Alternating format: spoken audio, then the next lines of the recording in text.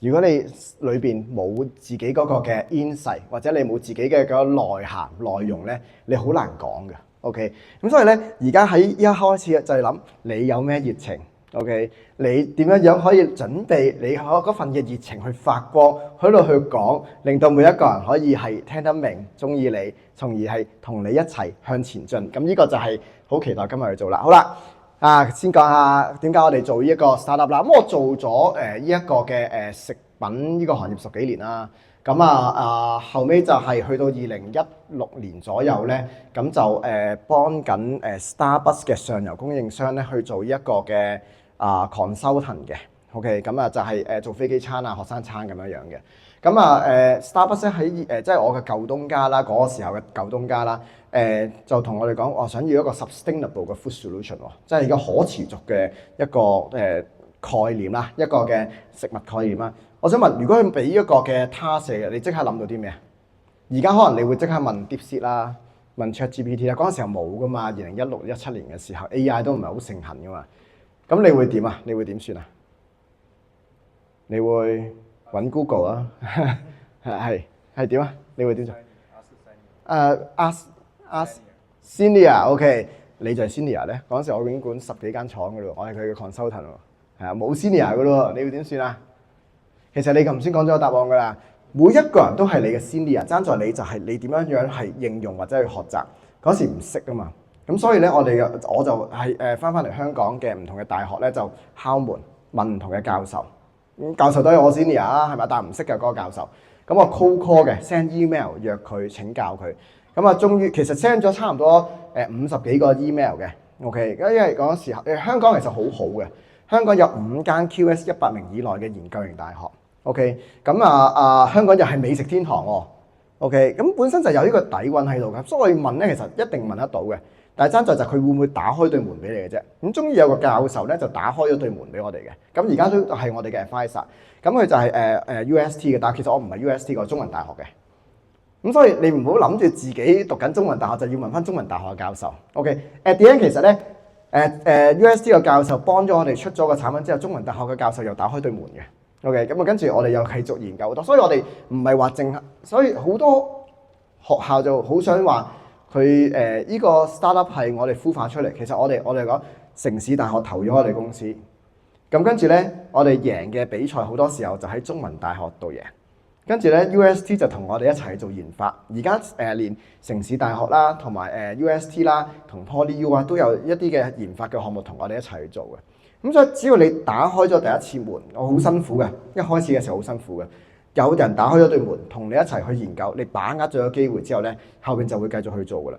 咁唔識啊嘛，咁sustainable，咁後尾就係發覺有冇一個食物可以減碳咧咁樣樣。咁原來 plant-based 係可以減碳嘅喎。尋日出咗個新聞啦，6月份係有史以嚟最熱嘅6月啊嘛，係咪？36點幾度嘛，羅浮山37度啊嘛。OK， 其實呢一個嘅 climate change 係我哋一個好熱切嘅一個問題。我哋睇翻啲數據就係點樣透過飲食習慣嘅轉變咧，去抗衡氣候變化，其實係最有效嘅。因為原來喺食物嘅生產裏邊咧，係佔咗全球1/3嘅左右嘅一個碳排放。咁但係現有其實我問大家有冇植物肉、植物奶啊？2000年前已經發明咗植物奶啦、豆漿係咪啊？漢朝嘅一個叫南懷子個嘅漢代嘅一個皇帝已經發明咗豆漿呢樣嘢嘅咯。咁但係點解仲係持續嘅係嘛？但係點解仲未普及嘅係嘛？咁就要諗翻嗰個嘅第一性原理啦。嗰個產品點解仲未做得好，或者仲未去好大規模去賣？可能係個營養未做好啦，味道未做好啦，健康上面未做得到啦，係咪啊？或者大規模生產嘅時候，可能仲未做到喎。咁所有呢啲咁嘅問題，其實科技係可以解決得到嘅。OK， 咁同一時間就係我哋做下研究嘅時候，發現咗。市場上仲有其他嘅一個問題嘅喎，包括可能係水足跡啦、水資源啦，同埋荒漠化嘅問題。咁我哋可唔可以一次過解決晒呢個問題咧？咁所以我哋就推出咗呢個泰加奶啦。所以啦，我哋想講一樣嘢，大家一定係有個好嘅初心去做，你一定要守正嘅。OK， 咁跟住就要蓄勢待發啦，要等個機會嚟到啦。如果你冇呢個好嘅初心咧，大學教授係唔會開對門俾你嘅。你個初心係好緊要，同埋呢個初心係帶領你哋行到去邊度嘅。咁所以我好中意同同事講一句説話㗎，就係呢一句嘅叫乾坤未定啊，你我家是黑馬。即係其實呢度全部人都係嘅。OK， 而家其實好多問題，市場上好多問題，只要你識得解決個問題咧，你可以扭轉乾坤㗎啦就可以。咁你就一定係未來嘅 OK 嘅一個黑馬，你一定係未來嘅獨角獸。咁所以大家 OK 未來嘅 CEO 啊，你一定係有你好好嘅一個初心。你個初心唔一定好似我咁話，一定要減碳，或者你可以話我可以幫到老人家，我哋可以幫到可能係食得更加健康，其實都得嘅。但係你一定係有一個利他嘅一個初心，先至可以令到我哋行得更加遠嘅。好，咁啊當然啦，做得一盤生意嘅時候都要睇翻啲 basic 嘅呢個數據啦。如果我嗰個時候出咗個 solution 俾到 Starbucks 啦 ，OK， 但係個市場規模唔夠大喎。咁你覺得仲可唔可以再做落去啊？我哋嗰時係夾硬做咗落去嘅，結果就係 Starbucks 喺2個星期之內將我個產品落架。點解啊？賣得唔好咯。咁點解賣得唔好啊？你就係話一個產品淨係好減碳嘅，好健康嘅 ，OK， 你講啫嘛，價錢你做唔到，或者味道你做唔得到佢想要嗰個期待咧，你夾硬做咗落去，你唔係順住個勢去行咧，到最撚尾個市場係會話俾你聽嘅。咁所以你做嘅之前咧，如果你想避免呢個嘅血嘅教訓，嗱嗰陣時 Starbucks 就冇問題啊，佢錢多蝕得起。如果你係一個初創嘅 founder， 你蝕唔蝕得起咧？我啊蝕唔起啦。咁所以嗰陣時候咧，我就翻嚟香港，就係好相信科技可以解決個問題。但係做得呢個科技，做得呢個科研嘅時候，你就要點啊？你就要點啊？你真金白銀攞錢出嚟嘅咯喎！你一定要望清楚呢個市場上究竟個市場規模夠唔夠大。我哋望到做植物肉，其實嗰時候嘅植物肉咧係升緊嘅一個趨勢嘅。OK， 咁好多人都係想食得健康啦，食得更加環保啦，食得更加可能係可持續啊，一定係 valuable 嘅。OK， 你買一樣嘢咧，一定係性價比要夠高先啦。如果唔係，你都唔會買啦，係咪啊？咁所以計好晒所有數啦。咁當自己真真正正去做呢一個生意嘅時候咧，我哋順住個勢行啦。咁我哋咧就去做呢一個嘅植物肉，後尾就係失敗咗。即刻起翻身 ，OK， 用翻相同嘅科技轉換個形態。植物肉其實咧入邊就係有一個叫做我哋係做呢個植物蛋白嘅，我哋就係種呢個大豆嘅無豆腥味嘅大豆。咁我哋除咗做呢一個大豆之外，做植物肉之外，仲可以做啲咩咧？咁結果就係頭先講過乳酪啦、雪糕啦 ，OK， 唔加糖嘅雪糕喎，不得了啊真係 ，OK。咁但係雪糕 market size 好細嘅啫 ，OK， 同埋就係夏天先食到嘅啫。物流費用又極高喎，其實我哋係好難去 scale， 咁所以我哋就做咗植物奶嘅。好啦，但係做植物奶嘅時候，我已經前邊已經失敗過，係嘛？做 Starbucks 就失敗啦，係嘛？即係個餐2個星期已經落架咯喎。咁跟住做植物肉，哇！Green Monday 好食科技又唔落單喎，佢係我啲客嚟噶嘛。Beyond Meat 嗰啲又唔落單喎，咁點算啊？咁下一步就係要做自己嘅產品。好啦，其實我哋做自己個，我哋諗就係做植物奶嘅。最初我哋都係諗住賣原料就算啦咁樣樣。咁香港最大嘅植物奶公司係邊個啊？維他奶冇錯啦。其實我哋本身就已經係賣緊啲原材料俾佢哋嘅，即係嗰啲嘅大豆俾佢哋嘅。但係結果就係，如果冇自己嘅，你一定要有自己獨立思考啊。OK， 如果冇自己一個品牌咧，其實你嗰個 tag 一個價值咧就一定變得唔夠高。咁所以我哋就要開發一個新嘅全新嘅自己嘅植物奶。咁嗰個時候咧，我哋就去開發呢個植物奶嗰時候，我哋見到市場上仲未有一個multi pan 嘅一個原材料，即係3種複合嘅原材料，全部都係 single ingredient 嘅。豆奶豆奶，燕麥燕麥 ，almond 就 almond， 全部都係單一嘅。單一原料其實好就係佢要方便去生產 ，OK， 單一個就搞掂㗎啦嘛。但係大家有冇諗過一樣嘢？其實我嗰時都係諗，點解植物奶會單一嘅？牛都唔係淨係食草啦，大家知個？牛都會食大豆、食粟米㗎啦，係咪啊？咁你要個牛奶嘅蛋白含量升高，你都會食多啲唔同嘅叫植物性嘅一個食物。咁正如我哋人一樣啦，你飲湯你會唔會淨係飲菜湯啊？你會淨係飲紅蘿蔔湯、紅蘿蔔煲水咁樣會唔會咧？唔會㗎嘛，你都係會可能草你都會有，即係菜都會有幾個嘅原材料係咪？可能會講西洋菜，可能放粟米係咪啊？去煲一個湯出嚟㗎嘛。我就覺得好奇怪，呢個植物奶唔係咁樣嘅。後尾做落就知啦。嗱，你一定要做嘅，你唔做唔知嘅。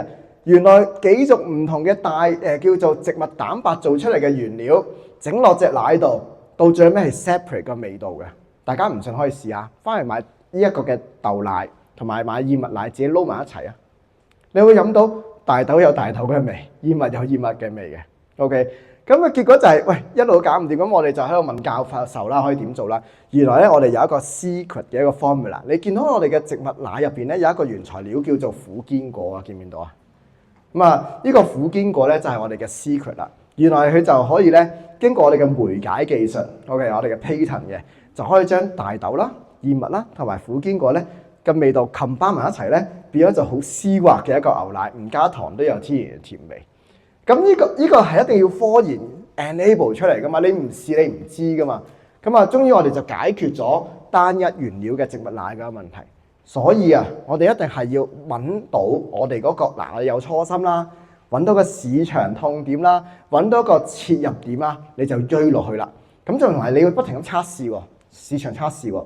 所以嗰時候我哋好感恩咧，我哋喺呢一個嘅香港嗰個 Food Expo 啦，嚟緊8月份有啦，我哋咧就係做咗啲白色盒嘅植物奶。嗰時我都仲未改叫泰加奶個名，白色盒嘅奶，我哋就喺試喺嗰度去試賣，哇，好誇張！我哋賣到俾人投訴啊！我哋一板貨擺喺度，我哋諗住，做5000支奶擺喺度試下賣啦。OK， 睇下賣唔賣得出啦。結果6個鐘之內賣晒，因為我哋擺咗一板喺度咧，咁搬唔晒入去嗰個 booth 入邊噶嘛，咁咪會俾人投訴塞住晒個路咯。OK， 但係結果6個鐘之內6板貨賣晒，6板貨講緊嗰度係差唔多6000支奶。係一個我哋見到就係唔係因為價錢平，而係大家試完之後即刻就已經飲。咁因為解決咗嗰個嘅口感嗰個痛點啊。咁所以我諗到就去做啦。如果唔係嘅話咧，你永遠係唔知嘅。同埋你做嘅時候，你會遇到無限嘅問題。當你遇到無限嘅問題，就不停咁樣解決啦。我哋淨係做呢個泰加奶，我哋已經起碼做咗20個版嘅。OK， 你冇20個版咧，你根本測試唔到個市場嘅真實嗰個需求。咁所以啦，嗰時候你見到我哋有隻拉拉喺度啦，你見到我咁風光啦。OK， 其實咧背後裏邊嗰個嘅血淚史咧，就係頭先我哋展示出嚟啦。好啦，頭先有講過啦，我哋係做呢一個嘅泰加奶之前啦，即係個植物奶之前啦，我哋就係做呢一個嘅雪糕嘛，即係就再之前做肉啊嘛，跟住我哋做雪糕嘛。咁做雪糕嘅時候咧，其實唔係我哋想做雪糕，我哋本身已經有呢個 tag，OK 就係做非乳製品嘅。OK， 我哋只不過就係因為嗰個時候個關未開，即係大家知道呢一個嘅 Covid 係有 quarantine 噶嘛。香港做植物奶嘅工廠得一間嘅啫嘛，嗰個叫維他奶啊嘛。咁維他奶唔係咁想。你賣咗原料俾佢，佢又唔係咁想去幫你 OEM 生產啦，因為佢自己嘅 capacity 都唔夠嘛。OK， 咁我哋就喂奶搞唔掂喎，你翻唔到大陸，你一翻親大陸你就要俾人 quarantine， 唔係14又係21日喎。曾經最勁嗰個時候，再翻嚟咁樣就已經係成40幾日噶咯喎，你根本就做唔到個產品開發。咁所以我哋就諗，喂，我唔可以停嘅喎，我再停落去搞唔掂嘅喎，係咪啊？咁我哋就開始去研究，因為香港其實嗰個時候啲雪糕賣得唔好嘅。啲雪糕廠全部停晒冇生產嘅，咁我哋就用我哋隻植物奶嗰個技術咧，去攞嚟做咗個植物雪糕。咁啊，香港製造啦，冇加糖冇乳糖。大家知唔知道食雪糕成日話食生冷嘢會屙肚嘅嘛？其實唔係真係生冷嘢屙肚，係因為你嗰個係奶製品嚟嘅，係有乳糖，係容易令到你絞肚痛咁解嘅啫。咁啊我哋做出嚟嗰個黑朱古力味同埋豆腐味係超級好賣嘅。OK， 但係因為你冇奶嘛，你咪唔會冚咗嗰個嘅豆腐嗰個味咯，即係豆嗰個味啊，同埋嗰個黑朱古力，喂你唔落奶唔落糖先叫黑朱古力噶嘛，如果唔係你點叫黑朱古力咧？咁所以做出嚟咧係非常之 rich， 係非常好食嘅。但係後尾就係因為咧嗰個 logistic 咧嗰個費用超級高，我仲未 scale 到上去，我唔係好似哈根達斯或者雀巢咁樣咁已經有晒自己嘅車隊去做喎，咁所以就係而家我哋成個雪糕咧就拉神咗俾另外一個品牌，咁遲啲就會俾大家知㗎啦。而家做緊生產咯嘅，就拉神咗俾個品牌去做。咁所以你有個 tag 喺度咧，其實咧爭你係點用嘅啫。呢條路唔得，即係我唔可以逐杯雪糕咁買之後咧，下一步就係我可唔可以直接去揾 To B 嘅一個生產商，用佢嗰個品牌，用晒佢嘅資源一齊去做個產品出嚟咧咁。咁我嗰陣時啱啱開始做嘅時候，我哋入學校啦，同埋你見到咧傑志都食我哋嘅雪糕嘅。咁嗰陣時，如果你睇足球，你要見到我哋嘅品牌，有啲龍友咧，淨係 search 我哋咧，哇！呢個咩品牌嚟㗎？咁我哋開始就係健康咁樣去推出呢個市場上邊啦。好啊，咁呢個就係嗰陣時候因為我哋有雪糕啦，咁我哋咧除咗喺貿發局度去做即係嗰啲嘅 expo 嗰度去做嗰啲嘅展示之外，商場都去揾我哋咧去做一個嘅叫做 pop up store 嘅。咁嗰陣時候就因為我哋有 ESG 嘅一個理念，即係一個嘅 environmental sustainable 同埋 social 嗰個理念咧，去邀請我哋入去嘅。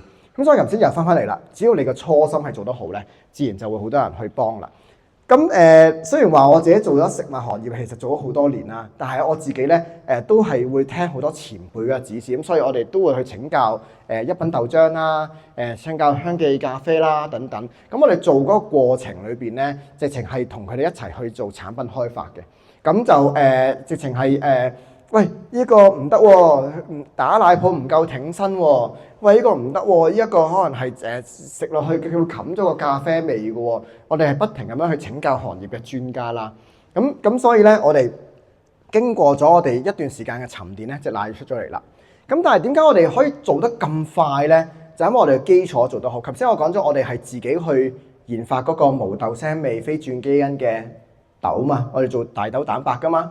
我哋有自己個原材料叫苦堅果啊嘛，係嘛？咁其實咧係好長時間同科學家一齊去研究先可以做得出嚟嘅。咁我哋成日都覺得而家我哋成日都講 AI 就係算力算法同埋芯片啊嘛，係嘛？如果你冇芯片，真係冇黃仁龍嗰個嗰個芯片，其實你都做唔到噶嘛。其實做食物一樣嘅，如果你冇源頭嗰個嘅種子技術咧，其實你後邊去開發出嚟係唔會快嘅。咁所以我哋成日都覺得咧，種子科技，因為我哋前期沉澱得好咧，我後邊就可以行得好快啦。我一做唔掂植物肉，我即刻就做植物奶，做雪糕即刻就做植物奶啦。咁同時間就係我哋都同好多唔同嘅教授合作啦。頭先我講咗個 Professor Marsha 啦，就係我第一個開對門俾我嘅人啦。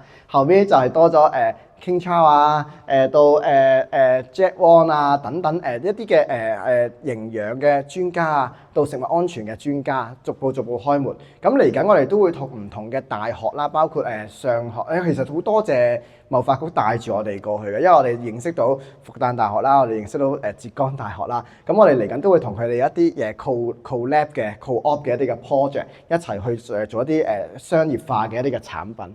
咁而家係講緊 AI 嘅年代。如果你即使你做緊一個 business， 你好成功都好，你唔擁抱科技，你唔揾一個新嘅科技咧，其實你都係會淘汰嘅。咁如果有個科技啦，你會首先會諗點用㗎？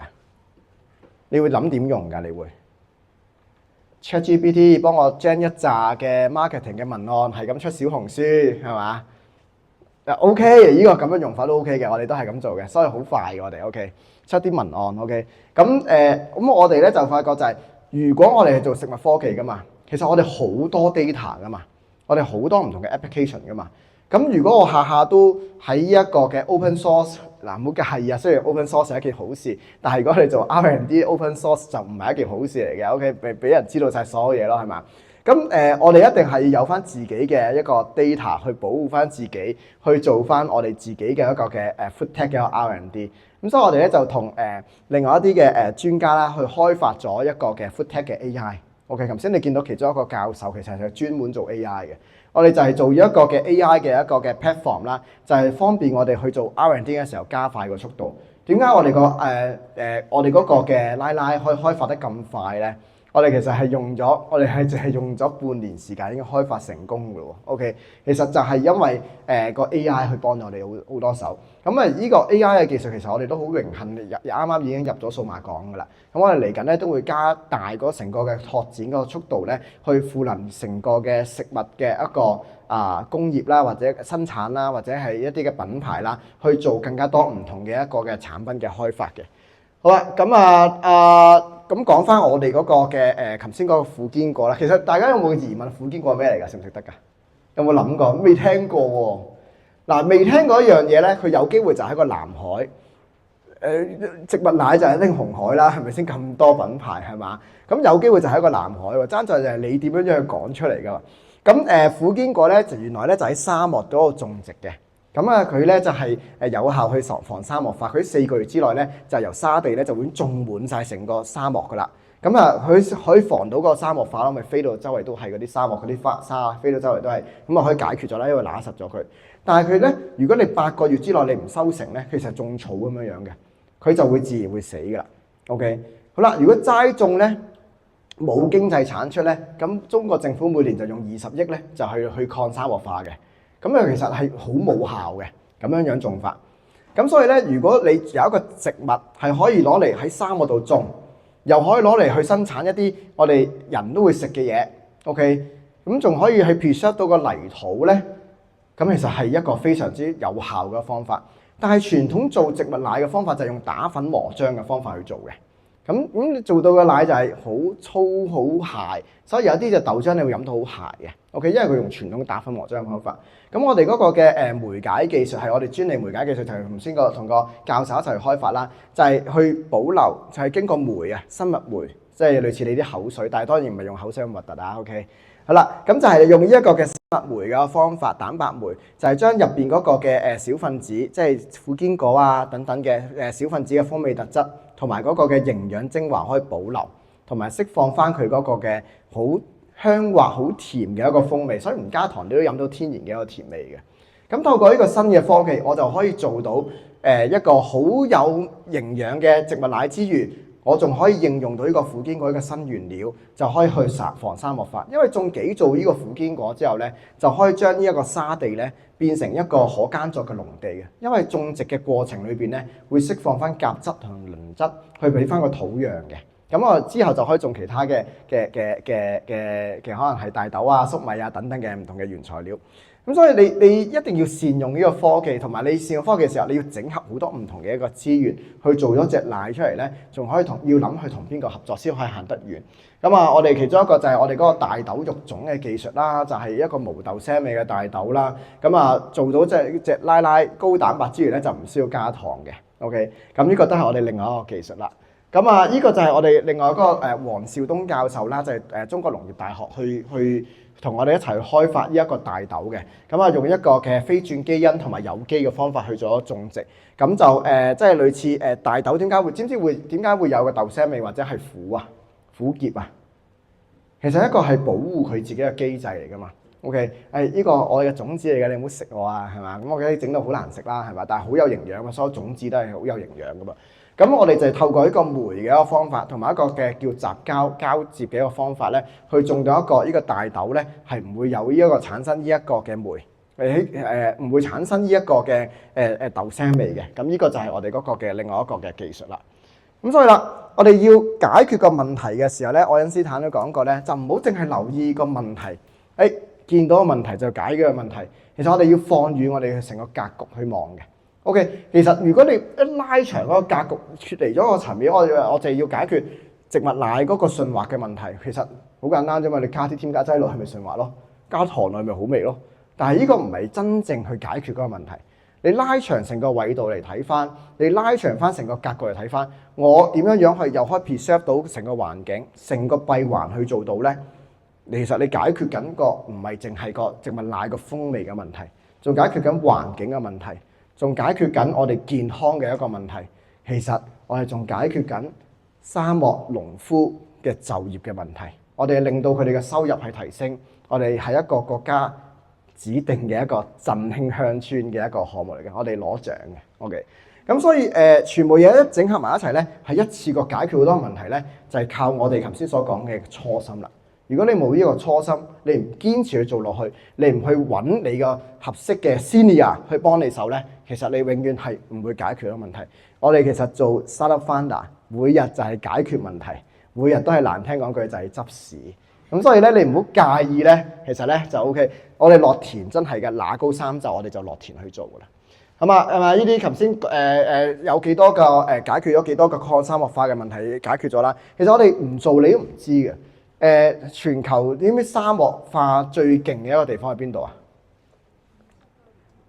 中國係啦，新疆係啦，所以嚟緊我哋都會喺新疆度種植啦。OK，其實喺中東係好大片嘅沙漠㗎。中東哇最有錢係佢哋，但係你知唔知中東好適合種我哋嘅苦堅果㗎？中東係沙漠，但係中東唔係冇落雨㗎。係中東啲雨一落咗，即係 Middle East啊！一落咗雨之後咧，佢全部喺地下嗰度流走晒，儲唔到。如果我哋種咗一個苦堅果，好快速咁樣咧，去揦實咗個沙地咧，其實佢可以聚到水嘅。咁呢個 which 係點解我哋有一隻中東嘅一個嘅 hedge fund 係即係一個主權基金去投我哋公司嘅一個理由啦。咁如果你齋種佢梗係唔得啦，冇經濟產出係嘛？種完之後有經濟產出，仲可以令到佢個糧食係穩定咧，咁呢個就係真係功德無量啦。咁所以我哋咧做咗一個爆品出嚟，我哋又有我哋自己嘅專利，而我哋呢個嘅專利仲係攞咗日內瓦發明獎嘅金獎，我哋兩個專利都攞咗日內瓦發明獎嘅金獎，其中一個仲要攞第一名，哇！2000幾個獎，我哋2000幾個發明裏邊我攞第一名，其實好感恩。但係我哋問翻個評審點解會攞到呢個獎咧？就係因為你有 impact， 即係你有影響力。咁啊，賣廣告啦！苦堅果咧，其實含好豐富嘅抗氧化物同埋呢一個嘅 Omega 3。咁啊，如果咧用傳統嘅打粉磨漿方法，其實 extract 唔到呢啲咁嘅成分嘅。咁我哋而家咧就係大家想係對心血管好啲、對皮膚好啲、對眼睛好啲，或者對我哋嘅腦仔好啲，好似我個仔咁樣咁聰明咧，飲多啲呢個泰加奶啦。OK， 好。咁我哋咧所有嘢都一定要講數字嘅，如果唔係咧大家係冇感覺㗎。其實我哋經過呢幾年嘅努力咧，我哋已經係 preserve 到5000畝嘅一個沙漠嘅地啦。我哋令到呢個叔叔識得笑啦，因為農夫嚟講識得笑啦，因為佢收入可以提升咗啦。我哋種植嘅過程裏面減少94% 嘅水足跡咧，對比牛奶嚟講。咁所以點解我哋咧出到嚟咧除咗係好味之外，有 impact 之外咧，我哋每一次喺展會，尤其是喺貿發局嗰個 CIIE 嘅展會，我哋係圍咗場而轉咗個圈嘅，去排住去飲我哋隻奶奶。咁啊，仲有就係攞唔少嘅獎啦。你見到我哋做衫冇乜 budget 去賣廣告噶嘛，但係好開心Kelly 都喺佢嗰個嘅 Facebook 嗰度去講我哋，咁所以都其實幾感恩嘅。喺過程裏邊，如果你冇呢一個初心，你唔可以堅持去做落去咧，其實就唔會有咁多助力去幫你去行。咁所以啦，做落去之後，你就喺度等待你嘅時機啦。咁我哋好開心、好榮幸同埋好幸運地等待嗰個時機嘅時候咧，其實身邊就有好多唔同嘅叫做同頻共振嘅小伙伴，就同我哋一齊去 move 啦。包括我哋公司嘅同事啦，包括貿發局啦，包括就係可能係中文大學啊、科技大學嘅一啲嘅同學仔，其實加入我哋去做 intern 嘅時候咧，去產生嘅成果嘅。咁所以一定係要感恩，同埋做嘅過程裏邊，我哋唔好介意錯。我哋成日都錯嘅 ，OK， 但係爭在就係錯嘅過程裏邊，你點樣樣去再去揾到你一個嘅新嘅出路？因為你唔做，你都唔知道嘅，因為呢個新嘅嘢嚟噶嘛，你唔做過，你點知嗰個方向啱定唔啱咧？咁所以做完之後，喂唔得啊，算啦，咪下一個咯。你一定要有一個順其自然嗰個心態嘅，但係你一定要順住嗰個勢去行嘅。好啦，咁就我呢一版咧，我想同大家講咧，你而家見唔見到我哋隻奶係黃色㗎 ？OK， 你見唔見到我哋最初嗰時候就係白色盒，就係嗰時喺 CIIE 嗰時候，我哋展示嗰時係白色盒，嗰時連名都冇㗎，我哋諗住喂好產品唔需要名啦，但係原來咧唔怕生壞名，最怕改錯名。我哋最初係改錯名㗎，英文幾高檔啊，係咪？multi-punching。啱啱3個原料嘛 ，multi-punching 講唔到出嚟嘅 ，OK， 白色盒更加唔會有人買你啦，係嘛？咁我哋嘅第一個投資人啦，就係聚福樓嘅黃傑龍教授啦 ，OK， 咁啊第一次就飲咗一隻，哇！你隻奶好驚豔啊，但我講唔到你個名，咩 multi-punching 喎，幾難講啊，係咪啊？咁跟住佢攞住我哋隻奶咧，就俾前環境局局長阿黃錦星咧去飲，跟住佢就係講即係 Tiger Nut 啊嘛，其中一個原材料。佢話：喂，你個 Tiger Milk 好正喎！哇 ，Tiger Nut Milk 都講唔到，淨係講 Tiger Milk。咁跟住咧 ，Simon 就同我哋講：喂，不如係咁啦，你就改個名就叫 Tiger Milk 啦，泰加奶啦。咁所以其實我哋個名咧，就係我哋嗰個嘅投資人去預設我哋嘅。咁所以我想同大家講咧，就係嗱，我哋係順住條勢行㗎，你見唔見到啊？如果你一開始我就已經有泰加奶，已經係準 well prepare 咗先至嚟 launch 呢個市場上面咧，就太遲啦。因為全世界已經抄咗你，或者就係你未出世已經夭折。但係如果你出咗世之後，你個心底就係善良嘅，你係守正嘅，自然就會有好多唔同嘅投資人啦、唔同嘅 partner 去幫你嘅時候，就俾好多意見你。跟住你要聽、去篩選、去諗、去思考之後咧，我哋就出咗呢個泰加奶啦。咁嚟緊我哋都仲會再改嘅，因為咧呢個包裝咧一定唔可以入中國內地嘅。點解咧？因為中國內地咧係要好多功能性價值係寫晒出嚟嘅，香港係唔 buy 呢套嘅。咁所以唔同地方係有唔同嘅包裝。咁我哋嚟緊都會喺中國內地嗰個包裝會再去 modify 咁。咁所以喺個過程裏邊，我哋就係會聽住唔同人嘅一啲嘅意見，去不停咁修改。但係記住，冇嘢係100分嘅。OK， 100分先嚟出街咧，就真係太遲啦。咁所以大家可以去一齊去諗諗咯。咁結果就係咧，我哋咧第一個 launch 嘅 cafe 咧就係 Prem J 啦，佢白色盒嘅時候已經用緊㗎，而家已經全線用緊我哋嗰個奶㗎啦。即係你轉植物奶咧，就係一定係轉我哋嘅植物奶啦。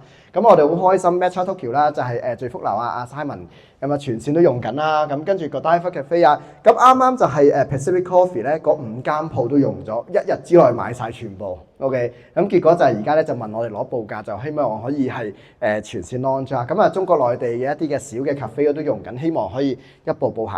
所以你只要個產品係有個價值嘅，個價值包括可能係你功能性嘅價值係好，或者就係你嗰個產品係有一啲嘅情感嘅價值嘅。頭先講 ESG 啊，點樣去幫到人啊咁樣，咁其實自然就會好多助力去同你一齊去做啦。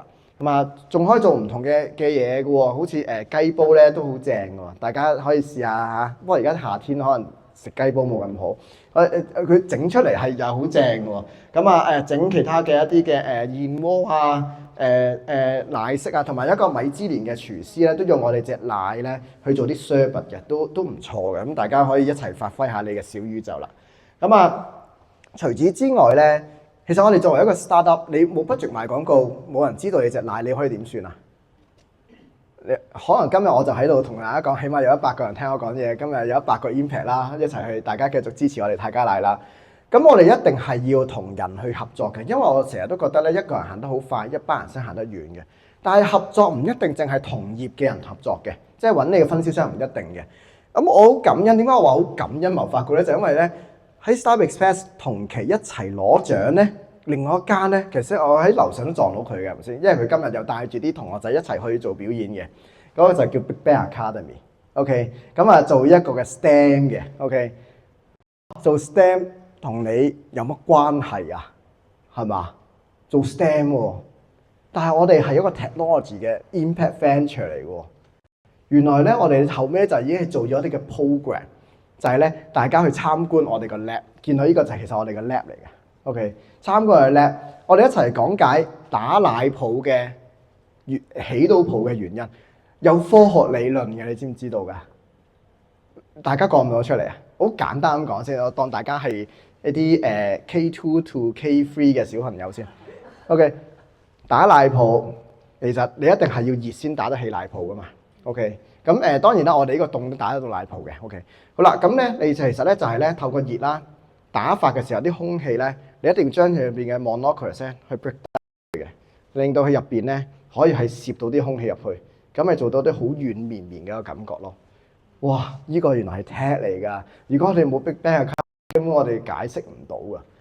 同埋我哋仲有其他嘅一啲嘅 sustainability 嘅一啲嘅原理啊，點樣減碳嘅飲食方法，我哋就透過同埋一啲嘅 STEM 嘅一啲嘅 education， 我哋一齊去宣揚呢一個嘅信息。咁所以唔好諗住自己去做，或者淨係做一個產品咁簡單。其實個概念咧係我細個咧咩參觀益力多廠啊，參觀可口可樂廠嗰時出嚟。喂，如果而家仲參觀個廠，我個廠都唔喺香港，我點樣參觀咧？係咪先？我喺中國內地生產，香港研發啫。OK， 咁所以我哋就參觀 lab 啦，搞呢啲 STEM class 啦，一齊去做多啲呢啲嘅 impact 嘅一啲嘅 activity， 去令到大家可以去了解我哋嘅生產過程其實係好食，同時間係好有impact 嘅。咁啊，我哋會搞好多唔同嘅一啲嘅工作坊啦，去學校啦，一齊去啲 corporate 啦。咁啊，對一啲頭先講咗，對一啲嘅老人即係農夫啦，佢哋可以提升收入。對一啲嘅同學仔啦，佢哋未來仲可以有一個嘅好好嘅規劃，喂，加入我哋 Food Tech 嘅團隊啊，係咪啊？或者學下 biology，你唔好諗住出嚟淨係一定要做檢測㗎，其實可想同我哋一齊開發產品㗎嘛。咁或者就係我哋對一啲可能係一啲老人家其實佢哋都可能想享受一個嘅。可能係無糖好味嘅奶嘅一個飲品㗎喎，可以令到佢尊嚴可以係維護得到喎。對於啲 corporate 嚟講，可能就係佢喂有咩方便得過淨係飲奶已經係可以有 ESG 嘅價值啊！我哋都會成日都會搞啲 lunch and learn 嘅。啱啱我哋前幾日先至喺 UBS 啊咁樣樣去搞咗啲 lunch and learn 咁樣樣。咁係啦，就係因為我哋同好多唔同 corporate 啦一齊去做呢啲嘅 event，所以好多唔同嘅 corporate 同我哋一齊都係會搞一啲好有impact 嘅一啲嘅lunch and learn 啊 workshop 啊一啲嘅 green market 啊咁樣，好似同 Nespresso 啊同 UBS 啊港交所啊等等咁，我放漏咗TDC 啊，我哋做過嘅，唔好意思啊 ，OK， 下次放翻上去 OK。好咁頭先我講過老人家嘅，其實我哋咧個 target market 咧唔係老人家，我哋其實係想做一個年青人飲嘅一個飲品，但係結果就係咧好多嘅銀齡嘅公公婆婆係好中意飲我哋產品嘅，因為佢話佢都係後生仔嚟嘅，OK，係啦，咁所以大家記住我飲就後生㗎啦，OK，咁但係其實佢喺個過程裏邊咧健康其實冇分年紀嘅。OK， 只要係做嗰樣嘢係真心係想每一個人係喂高鈣喎、好蛋白喎，同埋咧因為佢對心血管好咧，其實係都有效係防到老人痴呆嘅。因為我哋不過老人痴呆咧，我哋嚟緊都會開發一個叫做一個叫益生菌咧，同復旦大學一齊開發嘅，同復星健康一齊做嘅。咁咧佢哋嗰個咧就係更加有效可以防到老人痴呆嘅。咁大家拭目以待啦。好啦，咁所以我哋都做好多呢啲嘅走進社區嘅活動啦。咁我都期待大家同我哋一齊去走進社區啦。咁我差唔多噶啦。我知道都時間係咪差唔多啊？我唔知啦。OK， 差唔多係嘛？咁我想同大家講咧，如果我做呢個 business， 我淨係諗住咧，我即時就已經係要有嗰個 impact， 或者我即時就已經有嗰個回報咧，其實我諗我捱唔到今日嘅。咁所以我哋一定要學識咧點樣去延遲去滿足自己 ，OK？ 咁但係咧，你一定係要守住你自己嘅初心，咁樣向前去出發，向前去邁進嘅。咁所以我想同大家講，你哋未來嘅 CEO 又好，你將來想做一啲嘅高管都好，咁當然可以考慮可以加入我哋公司啦 ，OK？ 同貿發局搶人 ，OK？ 咁但係同一時間咧，就係都一定係要唔好諗住要即時要見效咯。係有陣時可能係沉澱一段長嘅時間，我哋都係咁同投資人講嘅。喂，你研發一個植物，即係一個嘅農業科技，你要種出嚟㗎嘛？你冇返3年，根本就唔會種到一個好有效嘅一個產品。咁所以方向啱，你就追住個方向行啦，同多啲人去合作啦。唔識就走去學啦。呢個就係想同大家今日嘅一個少少嘅結語啦。咁有咩問題可以隨時問嚇。多謝晒。非常多謝 Edmond 嘅分享啦，即係我覺得係非常有用，同埋好似好沉浸式咁樣帶我哋即係行咗一次佢嘅創業之路。頭先 Edmond 講個種子好緊要啦，即係我希望今日嘅 sharing 好似一粒種子咁樣。我哋 TAP 嘅學生，如果你哋咧將來即係有要創業咧，都希望今日係對你嚟講係撒咗一個種喺你心裏面咁樣。咁好，咁我哋而家咧就係一個問答環節啦。咁頭先大家有冇諗到一啲問題想問 Edmond 咧？而家都可以發問嘅。好，請。你好 Edmond. My name is Kumar from CHK, also alumni. My question is, how did you convince your investor at the very first time to put the money in your company? And more specifically, how much is the money and where and how to use the money? OK， 好，呢個 investor 問嘅問題，我用廣東話好嘛？聽得到 OK， 好。答漏咗可以再追問下，冇問題啊 OK。其實唔需要 convince 佢嘅。我哋用翻一個頭先我成日都講順勢而為啊嘛。我哋一定係要揾到一個同你同頻共振嘅人啊嘛，啱唔啱啊？如果佢個初心理念都同你唔一樣咧，你夾硬 convince 佢咧 ，OK， 咁其實佢未必會聽你講，反而就可能佢會稱住你個鼻，跟足佢個方向行嘅。OK， 嗱，你係要做好多 awareness 嘅嘢，我要周圍做 pitching，已經度度都見到我嘅，好勤力嘅我哋。OK， 周圍做 pitching 就係要揾一個同你係相同理想、相同志願嘅一個你無論係 investor 又好，你嘅 distributor 又好，你嘅 partner 又好，你嘅 JV partner 都好，你一定係要揾到相同理念。即係話簡單嚟講，要係三觀一致先。如果個 investor 淨係睇回報，嗱當然我哋一定有回報嘅。如果淨係要好短時間之內有回報嘅情況咧，其實我哋有 reject 個 investor 嘅，我哋唔係冇 reject 個 investor 嘅。咁所以其實我又大話講，我哋都俾好多 investor reject 啦。OK， 又話你呢個都唔係啲咩 tech 嚟嘅，咁樣乜嘢説話都聽過嘅。OK， 咁只要你個內心一定要夠強大啦，唔介意俾人哋去reject 你啦。其實我哋起碼做咗差唔多200次，見咗200個 investor。其實好多人應該會放棄嘅，你見10個唔得，你都放棄咗嘅。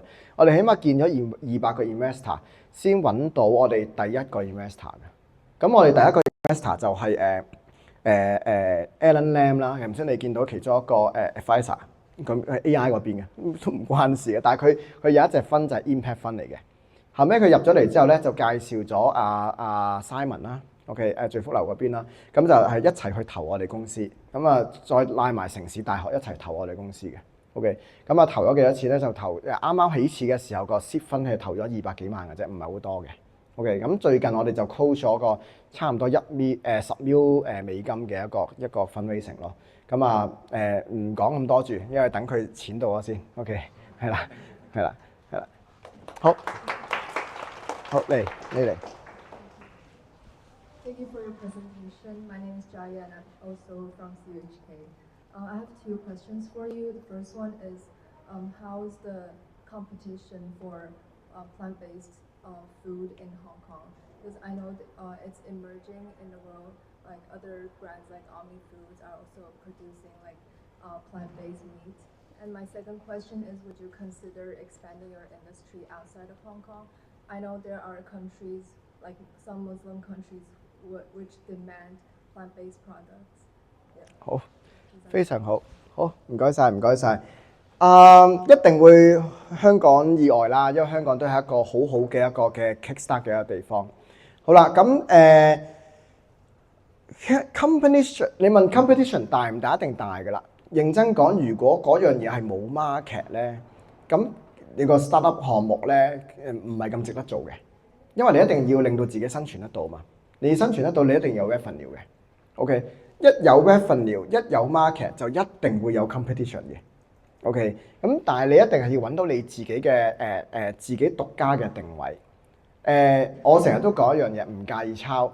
OK， 咁你問我有冇抄，我實有啦，係咪啊？我都係有厭物噶嘛，係咪先？係啊，你問我有冇豆都有噶嘛。但係你抄嘅過程裏邊，即係難聽叫抄啫。但係你每一樣嘢，你每一個嘅 startup， 每一個項目，只要係由你自己個腦經過你自己個腦思考去諗出嚟，去同人合作，每一個嘅 startup 都係你嘅原創嚟嘅。OK， 因為你喺做嘅過程，頭先講做咗先啦，唔好諗啦。做嘅過程你要揾答案㗎啦嘛。你做嘅過程裏邊，你就會不停咁去翻 tune， 去揾翻啱你自己最適合你嘅 business model 又好，你要用嘅 technology 又好，你要去想行嗰條路，想同 partner 嘅合作嘅一個方向都好。咁所以每一個都係你嘅原創。但係做嘅過程裏面，頭先講咗，你一定係要守正，係咪？你一定係要本持住自己嘅初心，你嘅三觀一定係要正先。OK， 你一定要有利他嗰個諗法。利他跟住就和合係一個做法，跟住達到就係共善，即係一定係要一齊去 create 一個 better world 嘅，一定係要咁樣。咁所以你問我嗰個 competition 一定要大先，但係一定要揾到你自己嗰個嘅 edge， 你只有揾到你自己嗰個嘅獨特嘅一個 positioning。好似我哋咁，我哋全球唯一同埋第一個啦 ，OK， 就係用苦堅果，因為我哋自己種噶嘛。同埋用我哋嘅無豆腥味嘅大豆 ，OK， 去結合呢一個嘅燕麥去做植物奶，但係植物奶呢個 market 本身就已經好大啦。所以頭先我答翻阿男仔嘅問題嘅時候咧，你問我好多 investor 咧就話：你咪又係做植物奶，競爭好大喎咁樣。咁但係結果就係咧，其實呢個問題都係 Simon 問我哋嘅。結果就係我哋唔係答佢，而係我做俾佢睇。我做俾佢睇。係啊，大就係一定有 market 啦。但係你一定揾到你自己嘅獨特嘅定位。你一定係要你唔介意競爭，你要喺競爭裏邊，你話俾佢聽，我點樣贏得到？我唔一定係要守嘅，我仲可以進攻嘅。我哋唔係話一定係要同人去贏人哋嘅，要競爭嘅。我哋唔一定係要分二元對立嘅。我嘅競爭對手其實都可以係我個客嘅喎。好似貿發局有介紹到杭州嘅其中一個嘅 partner 俾我哋。其實眼望去好似係佢競爭對手嚟㗎，因為佢做椰子奶嘅，即係椰漿嗰啲嘅。但係其實我哋可以合作嘅，因為我有堅果有大豆，我可以 license 我 technology 俾你㗎嘛，係咪？我可以賣原料俾你㗎嘛，我哋咪可以 co-brand 做一個產品咯，啱唔啱啊？咁所以如果你可以諗到一個方法，即係你有自己 edge 啦，你有自己嘅一個獨家嘅賣點啦，你諗方法，我要點同你合作，而唔係話我點樣去贏個市場去競爭。我哋可以 co 即係 win-win 嘅，你可以 co-develop 個 market 嘅，係啦。咁睇下答唔答呢個問題？因為咧要競爭其實有好多唔同嘅 strategy， 但係你個 strategy 即係你每一樣嘢其實都係反映緊你自己點樣去看待呢個世界，點去理解呢個世界，點去理解個市場嘅。而我唔相信自己一個可以獨攬或者獨家會贏晒個市場，因為市場實在太大啦。淨係植物奶個市場份額都400億嘅美金啊！你根本冇可能自己做晒嘅。我唔講牛奶嘅市場，如果乳製品市場講緊5000億美金，仲要每年20% 增長緊，咁我點解我要自己一個贏晒啫？雀巢都自己一個做唔到啦。但係我都好相信我哋嘅泰加奶係未來嘅可口可樂咯，因為我哋有自己獨家原料。我個 business model 可以同人合作，就可口可樂啊，去到全世界啊，都係會揾好多唔同 JV 嘅 partner， 係咪啊 ？Joint venture partner 嚟香港揾太古，喺中國揾中糧，係咪啊？一齊去合作。我與其多一個嘅競爭對手，不如我多一個合作伙伴咯，係啦。咁所以又去到答你第二個問題，就係未來一定係會go oversea嘅。香港係有一個好好嘅一個叫做平台，去令到我哋可以萌芽。咁跟住就係世界先係我哋個大舞台咯。而我相信健康一定係未來嘅一個方向，好食、價錢合理係必須要做到嘅生意嘅底層邏輯。只要揸住呢幾個點咧，走出去海外啦，同貿發局合作又好，同我哋唔同嘅一啲嘅 partner 合作都好，跟住個大船出海咧，就成功率就會大好多噶啦。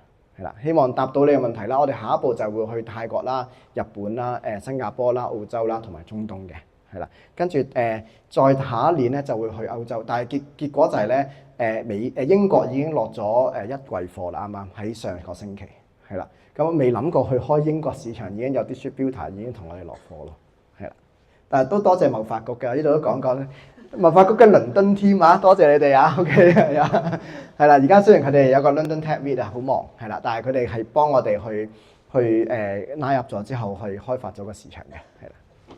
好，係請，係好係請，好請，係請，係請，係啦。我叫 Damien 啊，咁我覺得都好感激你個 presentation 啊，學到好多嘢。咁我嘅其中一個問題就係我想問關於我見到你有啲 workshop 啊，可能同學校 whatever 咁樣去合作咧，咁我想問佢係主要嗰個係中學 base 啦、大學 base 啦，定係會唔會再 expand 去其他嘅呢一類咁嘅 activity 咁嘅嘢？想問呢樣嘢係。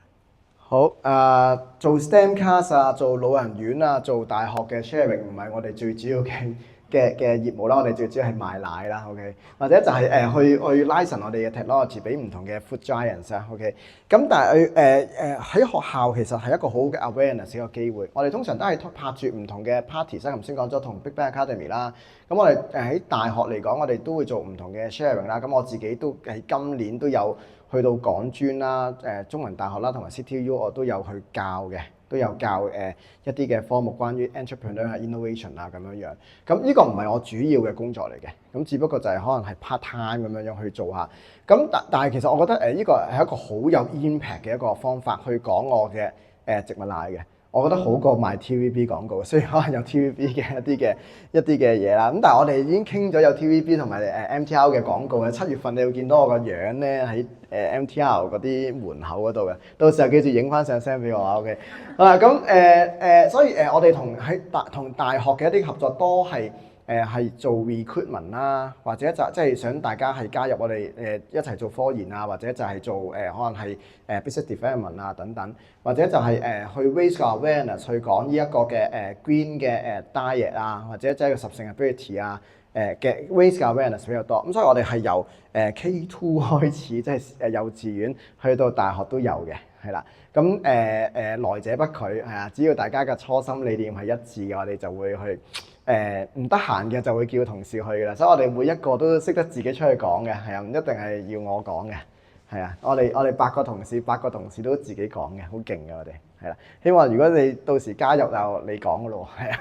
好，唔該晒，係啦。好，咁頭先係啦，第一個。係請。咁多謝你嘅 presentation 啦。咁我係 Eunice，我係 Connie 嚟嘅。咁我見到你不停講順勢而為啦。咁如果即係我見你呢個 product 都係好 innovative 啦。咁但係如果有一日可能佢已經唔喺呢個勢啦，你會唔會繼續堅持喺呢個 product 啊？即係可能用副堅果去整其他嘅嘢，定係你會有 plan B 跟住直接 move on？即係好似你之前做植物肉啦，咁你而家都直接淨係做奶啦，你會唔會繼續轉去其他嘢咧？定係你會可能好似維他奶咁，我 keep 住出維他奶，但係我會繼續出其他嘢咁啊？呢個非常好問題，呢個其實順勢而為，下一個就叫順道而行嘅。咁大家有冇睇過《道德經》啊？道生一，一生二，二生三，三生萬物啊嘛。OK， 咁即係簡單嚟講咧，我哋一定要順住嗰個道啊，嗰個道即係大自然之道去行。product 一定有個 life cycle 嘅。維他奶都唔係喺10幾年前嗰個配方去賣到而家，佢都會改個配方。即係總有一日泰加奶呢個配方未必會啱。OK， 都會改。咁啊，但係就唔好搞到好似可樂專登咧，就係哇個個都仲係好中意嘅時候去改個配方，搞咗個 crisis 出嚟咁樣樣啦。如果大家有讀 business， 大家應該知我講緊啲咩。咁所以一定係順住個勢去行，順道而行嘅。呢個都係我嘅座右銘嚟嘅，順道而行。咁一定會有個 life cycle。但係如果你保持住你頭先我所講嘅初心，其實自然你就會揾到你個方法嘅。所以你唔一定係有 plan A、plan B、plan C， 但係你一定係要有你自己嗰個嘅出發點，你自己嘅初心去做。因為你有呢個初心去做，其實咧大自然又好，你身邊嘅朋友又好，你嘅 investor 又好，你嘅客戶都好，其實會俾到好多新嘅暗示俾你嘅。我哋嗰陣時候點解會做呢個植物奶咧？頭先見到我哋有個 investor 唔係 investor 講錯咗，我哋嘅 partner 一品豆漿啊 Jeff， 我唔知冇講到嘅。咁我哋就係因為佢做大豆咁，豆漿要用大豆咁，我植物肉都係大豆咁，我請教佢。當然我想賣豆俾佢啦 ，OK。咁佢就話：喂，做飲品好穩喎，點解你唔做飲品啊？其實佢啟發咗我㗎。佢啟發完我之後就我哋喂淨係做豆漿，咁我咪即係同你做 competitor。我賣豆漿俾你，我又唔係賺好多錢，係嘛？咁我要彰顯我個 tag 㗎嘛。咁我哋就揾埋香記咖啡個老闆咁一齊去研究個植物奶。咁佢係我哋嘅分銷商嚟嘅，都係我哋分銷商。咁我哋同一品都有合作嘅，一齊 co-R&D 啲 project。咁所以又翻嚟頭先阿靚女嘅問題就係，所有嘅 competitor 都係你嘅合作伙伴。翻嚟你嘅問題，你係一定係要順住個勢去行咯，你一定順住嗰個道去行咯。咁只要你保持住你嘅初心，你自然會揾到個方法。我反而我冇 plan B 嘅，但係你問我有冇5年計劃，我有嘅。但係我個 plan B 唔多㗎，係啦，我個 plan B 唔多，但係我知道我下一步會去邊度咯，同埋我做呢個時候，我仲有啲乜嘢嘅助力去同我一齊去做咯，因為你一定要順住去行嘅，係啊。睇下答唔答你問題好圓，但係咧，我嚟講，當你喺個位咧，就唔好諗咁多，做先係答案，係啊，諗都係問題，係啦。咁由於時間關係，我哋最後一條問題，我哋有冇同學仔？好，問埋咯，係啊，大家想問就好。你好，我係 Chana，咁我係樹仁大學嘅，我叫 Blair 啦，咁我係 final year 學生嚟嘅。咁我其實依家呢個時候咧，其實我同我一啲小伙伴咧，其實都已經創緊業㗎啦。不過我哋創業嘅方向係 AI 方面嘅。然之後咧，咁有時又會同香港科研嗰邊有合作啦。但係咧，其實你知依家經濟唔係好好，我哋創業嘅時候其實都遇到好多困難嘅。你可唔可以分享下你認為你創呢個奶啦，你遇到最大嘅困難係乜嘢？曾經我哋個戶口得翻20蚊嘅，係唔夠出糧。喺6月28號嘅時候用晒啲錢去做生產。咁跟住咧好開心地咧，7月4號嗰陣時候咧就贏咗 Star Express 個比賽啦。咁跟住就7月5號咧就收到阿 Simon 嘅第一筆嘅一個嘅投資嘅，喺23年係啦。冇錢其實都係一個大困難，因為你呢個係好現實嘅一個問題嚟嘅。OK， 咁真係死近嘅啫。係啊，我同我 partner 都買咗2層樓嘅，係啊，真係死近嘅。好啦，咁除咗錢係一個問題之外，我哋成日都講落地商業化，你仲有其他嘅一啲問題，包括可能你會面對競爭嘅問題啦，或者就係我哋去做嗰個產品嘅時候，我哋其實你而家飲到隻奶係好好啦。你知唔知我哋即使係黃色盒已經生產好順晒、好慣嘅時候，我哋都總係會面對住有一啲嘅可能係啲品質唔好嘅，我哋成批貨銷毀嘅，即係捐咗去咯。你落到嚟香港喺大陸已經捐咗去㗎啦，已經係銷毀，因為個品質做得唔好。你一定係要堅持自己嘅初心咯。你做呢個 startup 嘅時候，你要問自己點解我要做個 startup 先。咁你揾到你自己嘅初心，你個目標足夠你大咧，你自然就會揾到個方法嘅。咁所以你一定係面對困難問題嘅。如果唔係全世界都創業啦，唔需要你去做啦。創業其實就係講緊就係點解得你一個可以完成呢個使命嘅人啊嘛。咁你唯一一個可以完成呢個使命嘅人，咁你就一定係會千辛萬苦噶啦。咁所以你一定要心力一定要夠大咯，係啦。咁所以揾到自己嘅初心先啦，係啦，跟住保持自己嘅初心啦，係啦，堅持到底啦。但係堅持到底唔係叫你好 stubborn 咁樣係錯嘅方向都行喎，我一定係要順勢而為喎，係啊，睇下你 get 唔 get 到我講咩？因為其實真係要做先知嘅，係啊，OK 好。再次多謝 Edmond，我哋俾啲掌聲。咁咧，我哋喺呢個活動完之前啦，咁都多謝大家嚟到，我哋想影一張大合照嘅。